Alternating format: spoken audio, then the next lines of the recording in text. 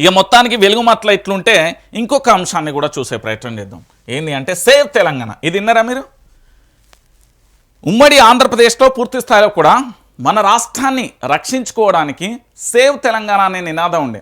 ఇప్పుడు మళ్ళీ అలాంటి నినాదం తెలంగాణ రాష్ట్ర వ్యాప్తంగా ఒక్కొక్కసారి చాప కింద నీరులా ప్రయత్నించే పరిస్థితి అయిపోయింది. సో సేవ్ తెలంగాణని యువతి యువకులు, దాంతోపాటు తెలంగాణలో ఉన్న దాదాపుగా 80 లక్షల మంది నిరుద్యోగులు, వారితో పాటు అందరూ కూడా ఇక నినాదాల హోరు బాట పట్టే ప్రయత్నం అయితే చేయబోతున్నారు. ఒకసారి చూద్దాం. ఇగో సేవ్ తెలంగాణ అనకుండా కాంగ్రెస్ నుంచి రాష్ట్రాన్ని రక్షించుకుందాం. జై తెలంగాణ నినాదంతో నాడు ఉద్యమం, నేడు అదే స్ఫూర్తితో ప్రజలను ఏకం చేద్దాం.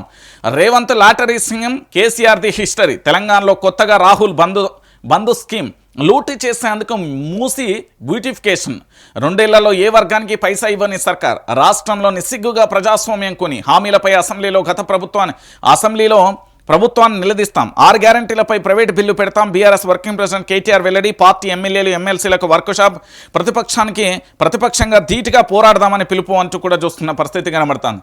సో కాంగ్రెస్ ప్రభుత్వ పదవి కాలం సగం గడిచిపోయింది. గ్యారంటీల అమలులో దారుణంగా విఫలమైంది. హామీల అమలుకు ప్రజలిచ్చిన వ్యవధి ఎప్పుడో తీరిపోయింది. ఆ పార్టీ మోసాన్ని, రాష్ట్రంలో దాని అరాచకాలను ఈ బడ్జెట్ సమావేశాలలో ఎండగడతాం. గ్యారంటీల అమలు కోసం ప్రైవేటు బిల్లు ద్వారా ప్రశ్నిస్తాం. కాంగ్రెస్ సభ్యులు కూడా బిల్లుకు మద్దతిచ్చి చిత్తశుద్ధి నిరూపించుకోవాలంటూ కూడా చెప్పిన పరిస్థితి కనబడుతుంది. ఇక్కడ ఏం జరిగింది అనేది మీరు ఆలోచించాలి. తెలంగాణ ప్రాంత ప్రజలందరూ కూడా ఆలోచించాలి. సేవ్ తెలంగాణ, ఈ సేవ్ తెలంగాణ అనే నినాదం ఒక చోట 2 చోట్ల కాదు, తెలంగాణలో ఉన్న ప్రతి గ్రామంలో కూడా మారుమోగాలి సేవ్ తెలంగాణ. ఎందుకంటే మన తెలంగాణ రాష్ట్రాన్ని ఇప్పుడు రక్షించుకోవాలి. ఒకటి, నిన్న వెబ్సైట్లో ఆంధ్రప్రదేశ్కు సంబంధించిన జీవో తెలంగాణ వెబ్సైట్లో ఎట్లా ప్రత్యక్షమైంది అంటే ఆంధ్రప్రదేశ్కు సంబంధించిన ఏజెన్సీలకు వెబ్సైట్కి ఇచ్చిలా. ఒకటి, ఇక్కడ మన సేవ్ తెలంగాణ. రెండోది, రాష్ట్ర వ్యాప్తంగా హైడ్రా పేరుతోని మన ఇళ్ళని ఎట్లా కూలుస్తున్నారని మరొకటి. ఇంకోటి, మూసి సుందరీకరణ పేరుతో ఎట్లా జరుగుతుందో తెలుసు. ఇంకొకటి, నిరుద్యోగులకు పూర్తి స్థాయిలో ఉద్యోగ అవకాశాలు ఇవ్వకుండా వాళ్ళను ఎంత ఇబ్బందులు పెడుతుందో తెలుసు. నిన్న, ఇవాళ, రేపు పూర్తి స్థాయిలో కూడా నిరుద్యోగుల మార్చ్ అయితే ఇంకా కొనసాగుతుంది. నిరుద్యోగులకు సంబంధించిన ముట్టడైతే కొనసాగుతుంది. రాష్ట్ర వ్యాప్తంగా కూడా జరుగుతున్న పరిస్థితి. ఇంకో పక్కన వీళ్ళు ఏదైతే కాంగ్రెస్ ప్రభుత్వం 6 గ్యారంటీలు 13 అంశాలు 420 హామీలు ఇచ్చిందో, ఆ 6 గ్యారంటీలు 420 హామీలు నెరవేరుస్తుందా, లేకపోతే ప్రైవేట్ బిల్లు తీసుకొచ్చి పూర్తి స్థాయిలో 6 గ్యారంటీలకు సంబంధించి చట్టబద్ధత తీసుకొస్తామా? గతంలో విపక్షంలో ఉన్నప్పుడు మేము 6 గ్యారంటీలు 13 అంశాలు 420 హామీలకు చట్టబద్ధత తీసుకొస్తాం.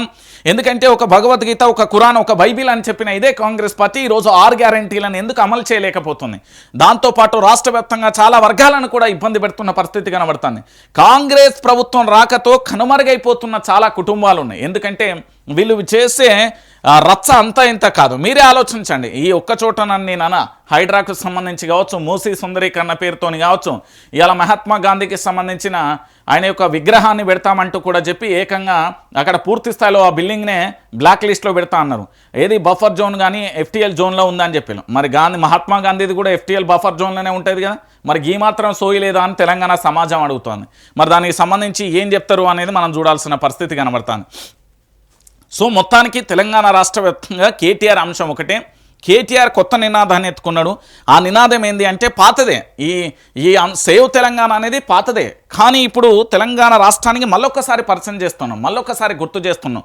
ఎందుకంటే మన తెలంగాణకు సంబంధించి నాడు జై తెలంగాణ నినాదంతో నాడు ఉద్యమం మొదలైంది. నేడు అదే స్ఫూర్తితోని మళ్ళీ ప్రజలందరూ ఏకం కావాలి. ఏకమై కాంగ్రెస్ పార్టీని ఏంది అంటే ఓడించాల్సిన బాధ్యత ఉంటుంది. ఈ ప్రభుత్వాన్ని మళ్ళొక్కసారి కనుమరుగు చేయాలి. ఇక తెలంగాణలో అధికారంలోకి తీసుకురావద్దు, తీసుకొస్తే మాత్రం ఖచ్చితంగా మనం ఇబ్బందుల పాల్పడే అవకాశం ఉంటుంది అంటూ కూడా కేటీఆర్ చెప్పే ప్రయత్నం అయితే చేస్తున్నాడు.